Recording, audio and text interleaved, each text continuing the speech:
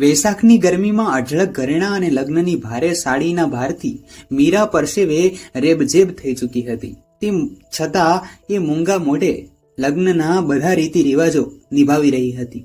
એનું મન અને શરીર થાકના કારણે પાછું પડી રહ્યું હતું, પરંતુ બધા સગા સંબંધીઓની નજર અને વાતોમાં આજે એજ તો હતી, કારણ કે આજે એ દુલ્હન હતી. આમ તો એ ચોરીમાં નજરો ઝુકાવી બેઠી હતી, પણ જાણે એને એવું લાગતું હતું કે ત્યાં ઉપસ્થિત બધા એની સામે જ જોઈ રહ્યા હોય.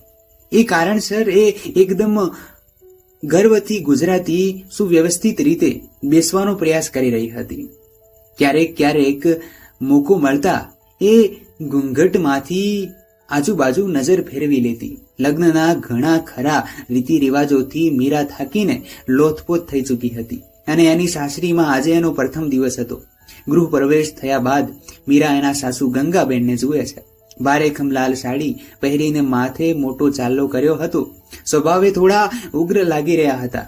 ભારે અવાજ સાથે ગંગાબેન બધાને રીત રિવાજો માટે નિર્દેશ આપી રહ્યા હતા. મીરાને એના સાસુનું વ્યક્તિત્વ ઘણું રૂહબદાર લાગ્યું. એ દરેકને મોઢા પર કંઈ પણ બોલી રહ્યા હતા, પણ એની જેઠાણી કંચન સ્વભાવે શાંત લાગી રહી હતી. એ મીરા સાથે ખૂબ નમ્રતા અને પ્રેમથી વાત કરી રહી હતી. તો મીરા કંચન સાથે રહેવામાં ઘણી સહજતા અનુભવે છે. સાંજના ટાણે અને તૈયાર કરવા માટે બ્યુટી પાર્લરમાંથી છોકરી આવી હતી. એના ગયા બાદ મીરાના સાસુ અને જેઠાણી એના રૂમમાં આવે છે. એ બંને મીરા માટે ચા નાસ્તો લઈને આવ્યા હોય છે. મીરા જ્યારે ચાનો કપ ઉઠાવી ચા પીવા જાય છે, ત્યારે એના સાસુ કહે છે, નવી વહુ રાણી, આજે તારી લગ્નની પ્રથમ રાત છે, તો એક વાત કાન ખોલીને સાંભળી લે કે રૂમની બહાર કોઈ અવાજ ન આવવો જોઈએ. અહીં ઘરના પુરુષો ક્યારેય ગર્લ્સથી હાથ પણ ઉઠાવી દેશે તો તારે સહન કરવું પડશે. આ સાંભળતા મીરા એના સાસુ સામે આશ્ચર્ય સાથે તાકી રહે છે. તો ગંગાબેન એને સમજાવતા બોલ્યા, મોટી વહુએ તો એની પ્રથમ રાતના દિવસે અમારી આબરૂ કાઢી હતી, પરંતુ તને મારો દીકરો કેટલી પણ તકલીફ આપે, તારો અવાજ રૂમની બહાર ન આવવો જોઈએ, તારે સહન કરવું જ પડશે. આવું સાંભળીને મીરા તો સ્તબ્ધ બની ગઈ એના સાસુ સામે જોતી રહે છે. એની જેઠાણી કંચનના ચહેરા પર નિરાશા સાફ સાફ ઝલકી રહી હતી. લગ્નની પ્રથમ રાતે એના પતિએ દારૂના નશામાં એના સાથે એવો દુર્વ્યવહાર કર્યો હતો કે એ રાતને કંચન આજ સુધી નથી ભૂલી શકી. એ ઘટના યાદ આવતા તેની આંખોમાં આંસુ છલકાઈ આવે છે.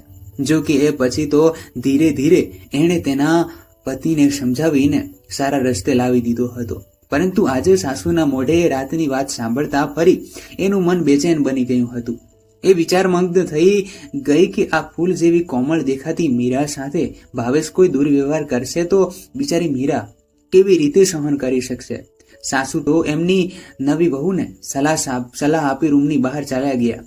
ત્યારે કંચન એના આંખોના આંસુ સાફ કરે છે અને મીરાને ભાવેશના રૂમ સુધી ગર્વથી ગુજરાતી લઈ જતા રહે છે કે મીરા, તું તારું ધ્યાન રાખજે. એમ કહીને કંચન મીરાને રૂમના બારણે એકલી મૂકી ત્યાંથી ચાલી ગઈ. હવે આગળ જેવી પરિસ્થિતિ સર્જાશે એનો સામનો મીરાને એકલા હાથે કરવાનો હતો. મીરા રૂમમાં પ્રવેશ કરે છે તો આખો રૂમ ગુલાબ અને મોગરાની સુગંધથી મહેકી રહ્યો હતો. આખા રૂમની અંદર સુંદર રીતે સજાવટ કરવામાં આવી હતી, પરંતુ સાસુની વાતો યાદ આવતા મીરાને કશું ગમતું નથી. એ ઉદાસ થઈ જાય છે. એ વિચારે છે કે લગ્ન કરીને એને જીવનસાથી મેળવ્યો છે કે પછી એક એવો વ્યક્તિ જે ફક્ત તકલીફ આપતી જાણ્યા છે. જો ભાવેશ એના સાથે કોઈ દુર્વ્યવહાર કરશે તો આગળ એણે શું પગલું ભરવું જોઈએ, એ બધા વિશે જ મીરા વિચારી રહી હતી. મીરા એના વિચારોમાં મગ્ન હતી કે ભાવેશ રૂમમાં પ્રવેશ કરે છે. મીરા અરીસા સામે જ બેઠી હતી. એ તરત ઊભી થઈ ગઈ અને પાછળ ફરી જુએ છે તો ભાવેશ લથડિયા ખાતા ખાતા એના પાસે આવે છે. એના પ્રવેશની સાથે રૂમમાં દારૂની તીવ્ર ગંધ આવવા લાગી. મીરાનું મન બેચેન થઈ ગયું. એના હૃદયના ધબકારા વધી ગયા. એ વિચારે છે કે ખબર નહીં હવે આગળ મારું શું થશે. ભાવેશ એના પાસે આવીને મીરાને ગભેથી પકડે છે અને કશું બોલ્યા કહ્યા વગર એને બેડ તરફ ધક્કો મારે છે. મીરા આ માટે જરાય તૈયાર નહોતી. એ બેડ પર પડી ગઈ. મીરા ઉઠવાનો પ્રયાસ કરવા લાગે છે તો ભાવેશ એના પર હાવી થવા લાગે છે અને દારૂના નશામાં ધૂત થઈને તૂટક શબ્દોમાં કહે છે કે હું તારો ધણી છું, આ રીતે મારાથી દૂર ભાગવાની કોશિશ કેમ કરે છે? હવે સર્વથી તારા લગ્ન મારા સાથે થયા છે, તો આજીવન મારી ખુશીનું ધ્યાન રાખવાનું કામ તારું જ છે. મીરા બેડ પરથી ઉઠવાની કોશિશમાં સફળ થઈ જાય છે અને ભાવેશને ધક્કો મારતા કહે છે કે હું તમારી પત્ની છું. કોઈ ખરીદેલી વસ્તુ નથી કે તમે મારા સાથે મન ભાવે તેમ દુર્વ્યવહાર કરો. મારી પોતાની નરમશથી પણ મરજી છે, ભાવનાઓ છે, લાગણીઓ છે. તમને તો એ પણ નથી ખબર કે પત્નીનું દિલ કેવી રીતે જીતી શકાય, એના મનમાં કેવી રીતે સ્થાન મેળવી શકાય. જો આ બધું ખબર હોત તો તમે આવી વાહિયાત હરકત મારા સાથે ક્યારેય ના કરતા. હું તો એમ વિચારતી હતી કે લગ્નની પ્રથમ રાતે આપણે એકબીજાને જાણવાનો, સમજવાનો પ્રયાસ કરીશું, ઘણી ખરી વાતો કરીશું, પરંતુ તમે તો સીધા રાક્ષસી વૃત્તિ પર ઉતરી સીધા મારા પર હક જમાવવાની વાત કરો છો. મને તો લાગે છે કે તમને તો પતિ શું કહેવાય એ પણ ખબર નથી. ભાવેશ ખુશીથી બોલ્યો, મેડમ, હું લેક્ચર સાંભળવાના મૂડમાં જરાય નથી. મારા મિત્રોએ મને કહ્યું છે કે લગ્નની પહેલી રાતે જો તું આજે પત્નીને કાબુમાં નહીં રાખી શકે તો આ જીવન એ તને દબાવી રાખશે અને તારો દબદબો નહીં રહે. માટે હું તારી કોઈ વાત સાંભળવાનો નથી. તારા નખરા તાળી જોડી રાખ. દારૂના નશામાં ભાવેશની જીભ પણ એનો સાથ નહોતી આપી રહી. એક તરફ મીરાને એની વાહિયાત વાતોથી ગુસ્સો આવી રહ્યો હતો અને લથડીએ ખાતા એના શરીરને જોઈને એને હસવું પણ આવી રહ્યું હતું. ભાવેશ મીરા તરફ આગળ વધતા બોલ્યો, તે મારા સાથે લગ્ન લેક્ચર આપવા કર્યા છે કે શું તને ખબર છે કે લગ્નની પ્રથમ રાતે પતિ પત્ની વાતો નથી કરતા? હવે મીરા સમજી રહી હતી કે એના સાસુ એને આટલું કેમ સમજાવી રહ્યા હતા, પરંતુ એ પણ કમજોર છોકરી નહોતી કે એટલી આસાનીથી હાર માની આ બધી તકલીફ સહન કરી લે. ભાવેશ નજીક પહોંચીને મીરાનો ઘૂંઘટ ખેંચવાનો પ્રયાસ કરે છે તો મીરા એના ગાલ પર જોરદાર તમાચો ચોટાડી દે છે અને કહે છે કે મારા જોડે સભ્યતાથી વાત કરવાની હું કોઈ વેશ્યા નથી. જો તમારે સન્માન જોઈતું હોય તો પહેલા પત્નીનું સન્માન કરતા શીખો, નહીતર આ ખોટા સંબંધનો બોજ હું મારા માથે નહીં રાખું. સીધી પોલીસ સ્ટેશન પહોંચીને તમારા પર ઘરેલું હિંસાનો કેસ થોપી દઈશ. તમાચો પડતા જ ભાવેશ ગભરાઈ ગયો અને જ્યારે તેને ખ્યાલ આવ્યો કે લગ્નની પહેલી રાતે જ એની પત્ની એના પર હાથ ઉઠાવ્યો તો એ ગુસ્સેથી ભડકી ઉઠ્યો અને બોલ્યો, અત્યાર સુધી હું સભ્યતાથી જ વર્તી રહ્યો હતો, પણ હવે તું જો તારો શું હાલ કરું છું.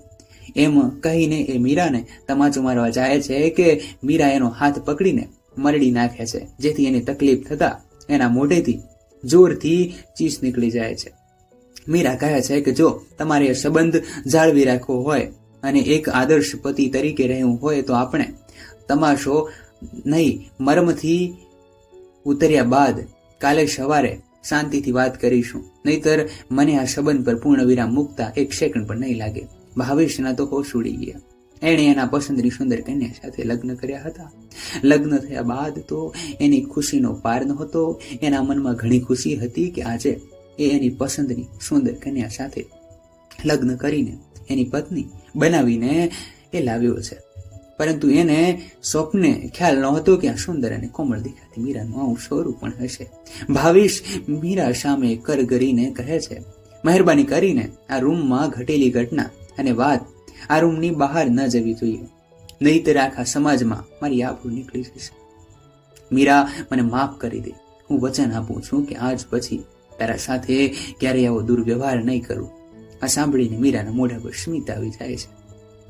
ભાવેશ કહે છે કે દારૂના નશામાં ધૂત થઈને અને મિત્રોની વાતોમાં આવીને હું ભટકી ગયો હતો, એટલે મારાથી આવું કૃત્ય થઈ ગયું. મીરા બોલી, આજે તમે દારૂના નશામાં હતા અને પહેલી વાર બન્યું છે, માટે હું માફ કરું છું, પરંતુ આજ પછી ક્યારેય દારૂ પીને મારા નજીક આવવાની કોશિશ પણ ન કરતા, નહીતર એનું પરિણામ સારું નહીં આવે. એવામાં બારણે ટકોરા પડ્યા. ગંગાબેન એમના દીકરાની ચીસ સાંભળી ત્યાં દોડી આવ્યા અને બહાર પણ મહેમાનોમાં અંદરો અંદર ચર્ચા શરૂ થઈ ગઈ હતી. મીરા બારણું ખોલે છે તો તરત ગંગાબેન દોડતા આવે છે અને ભાવેશ પાસે જઈને કહે છે, શું થયું ભાવેશ, તે આટલી જોરથી ચીસ કેમ પાડી? ભાવેશ ગભરાઈ ગયો. તેની જીભ ઉપડી નહોતી રહી તો મીરાએ સાસુના કાનમાં જવાબ આપતા કહ્યું કે મમ્મી, તમે તમારા દીકરાને નહોતું સમજાવ્યું કે લગ્નની પ્રથમ રાતે એનો અવાજ રૂમની બહાર ન જવો જોઈએ. હવે તમે જ કહો, તમારા સગા સંબંધીઓ તમારા દીકરા વિશે શું વિચારશે? એટલું કહીને મીરા મોં પર હાથ મૂકીને હસવા લાગે છે. ગંગાબેન ગુસ્સેથી મીરા સામે જુએ છે તો ભાવેશ વાતને ફેરવી લેતા તરત બોલ્યો, અરે મમ્મી, કશું નહીં થયું. એ તો દૂધનો ગ્લાસ મારા પગ પર પડી ગયો હતો અને દૂધ ગરમ હતું તો મારા મોઢેથી ચીસ નીકળી ગઈ. ભાવેશ દૂધના ગ્લાસ તરફ આંગળી ચીંધે છે પણ ગંગાબેનની નજર તો મીરા પર ટકેલી રહે છે. મીરાના શરીરના હાવભાવથી ગંગાબેનને ખાતરી થઈ જાય છે કે ચોક્કસ વહુએ જ કશુંક કર્યું છે, પરંતુ ઘરમાં ઘણા મહેમાનો હોવાથી એ વાતને આગળ નહોતા વધારવા માંગતા. ગંગાબેન હસતા હસતા બોલ્યા, સારું, કશું વાંધો નહીં, તમે લોકો આરામ કરો, હું જાઉં છું. તેમણે બહાર આવીને પણ બધાને કહ્યું કે કશું નથી થયું. એ તો ભાવેશના પગ પર ગરમ દૂધનો ગ્લાસ પડી ગયો એટલે એના મોઢામાંથી ચીસ નીકળી ગઈ. બીજી કોઈ ગંભીર વાત નથી, માટે તમે લોકો પણ આરામ કરો, બધાને કહીને ગંગાબેન એમના રૂમમાં આરામ કરવા ગયા. પણ આખી રાતે ઊંઘી ન શક્યા અને વિચારતા રહ્યા કે વહુએ એવું તો શું કર્યું હશે કે મારા દીકરાની ચીસ નીકળી ગઈ. આ બાજુ મીરા કપડાં ચેન્જ કરીને આરામથી તે સૂઈ જાય છે. લગ્નના પહેલા જ દિવસે એણે તેની સાસુ અને પતિ સામે સાબિત કરી દીધું હતું કે એના સાથે કઈ ખોટું થશે તો એ જરાય સહન નહીં કરે. જો કોઈને એના પાસેથી સન્માન જોઈતું હોય તો સામે એનું પણ સન્માન કરવું પડશે. તો મિત્રો, આજની આ હકીકત વાર્તા તમને કેવી લાગી? ખરેખર ઘણા સમાજોમાં આવું બને છે મિત્રો. તો વિડીયોને લાઈક કરી અને ચેનલને સબસ્ક્રાઇબ અવશ્ય કરજો. ધન્યવાદ.